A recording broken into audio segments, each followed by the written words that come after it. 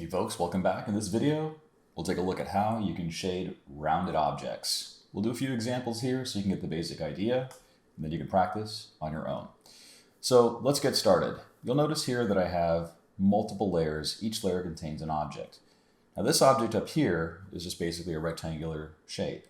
And we're going to explore this concept on this rectangular shape to practice our tonal values, to create a gradient that goes from left to right that starts out as white and goes all the way to black.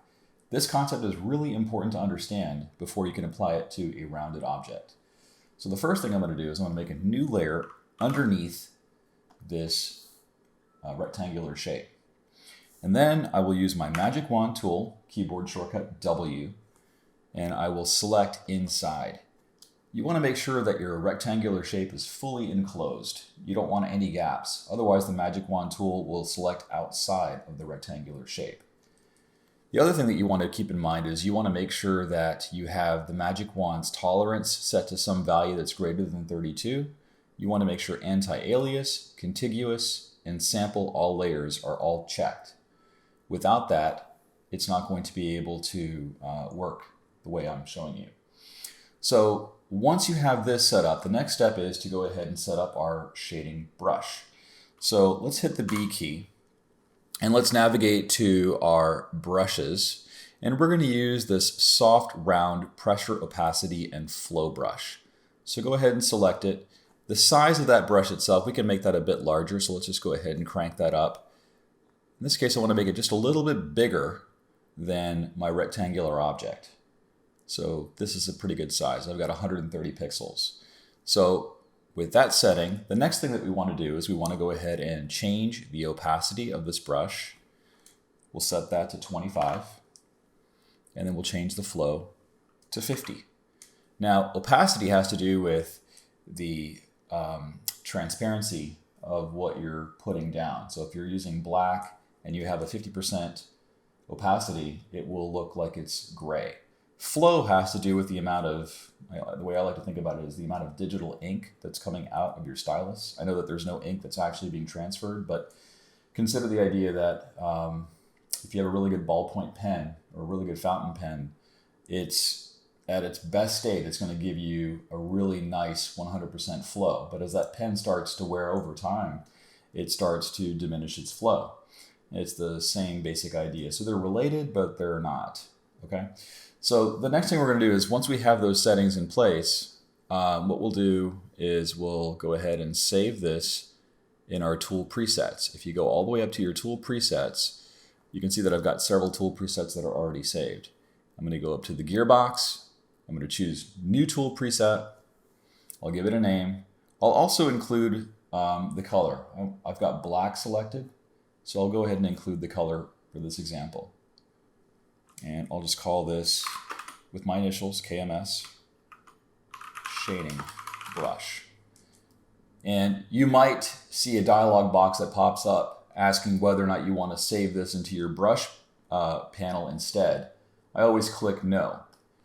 And the reason for that is that I like having access to all of my brushes in the tool presets. I have a lot of brushes and I would have to scroll quite a bit to get to the ones that I need. So the tool presets is just a more efficient way of working. Your mileage may vary. If you want to save it in your brush presets, that's totally fine too.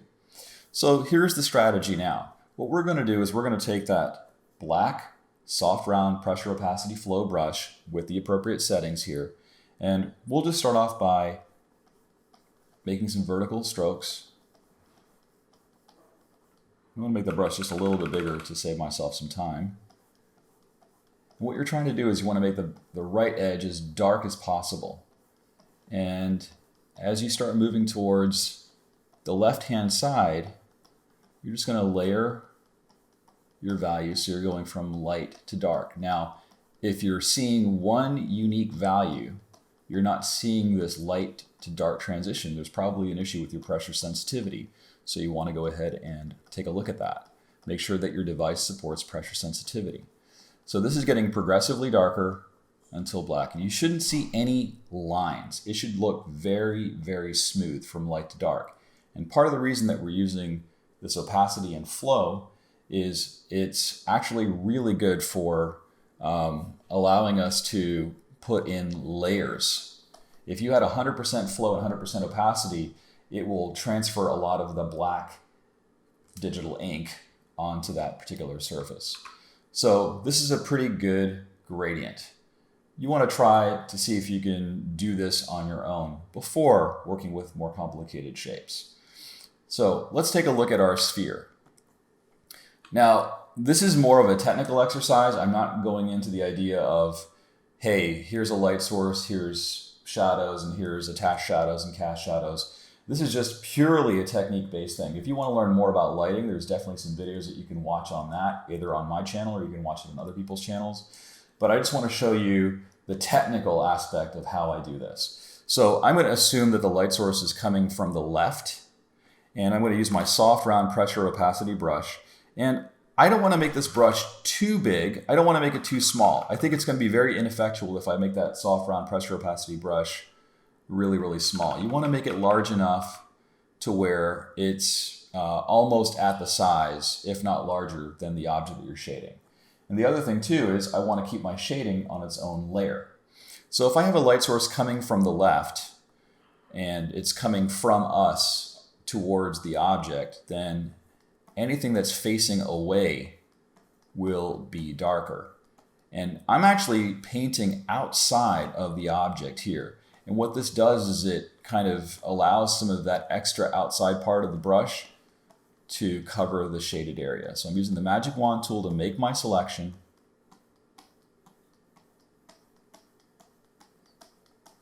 And as I'm further out here, like towards these, towards the very edge of this shape, it's going to be darker. So you notice that my brush is actually painting outside of that surface.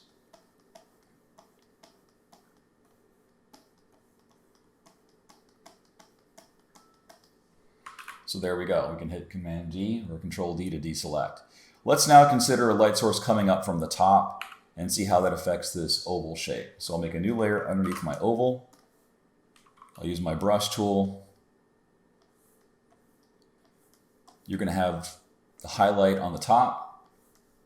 You'll have some shading in the middle, and it gets progressively darker as we go away from that light source. Now, a good value transition will go from light to dark. You will see some dark edges in there.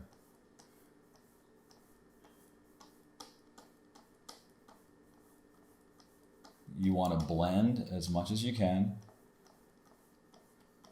And I realize this is just something you're going to have to practice. You want to make it as gradual as possible while still kind of keeping the shape of that object. You don't want to shade straight. You want to kind of move in a curved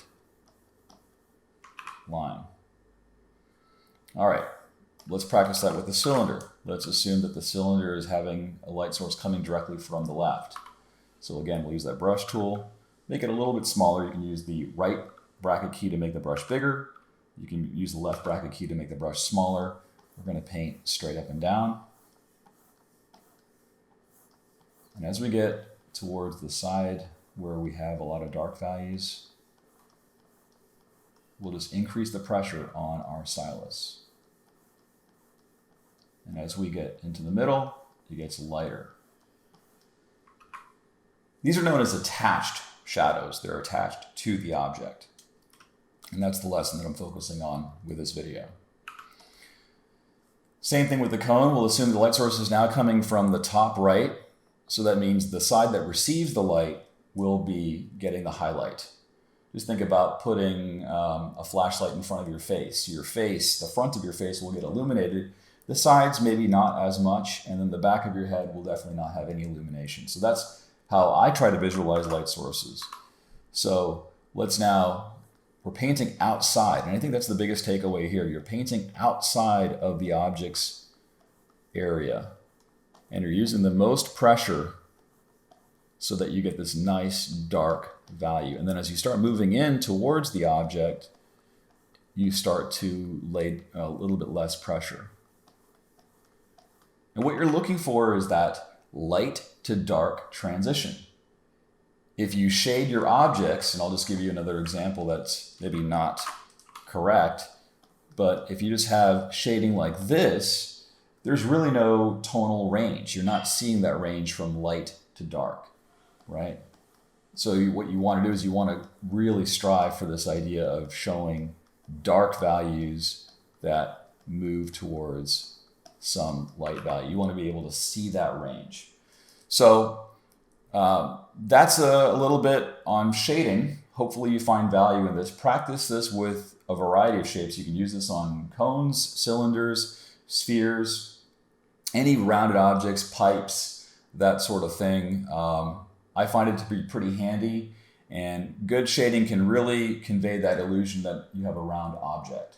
So if you find value in this video, definitely give it a thumbs up. If you are new to this channel, my name is Krishna, and I really hope that you would consider subscribing.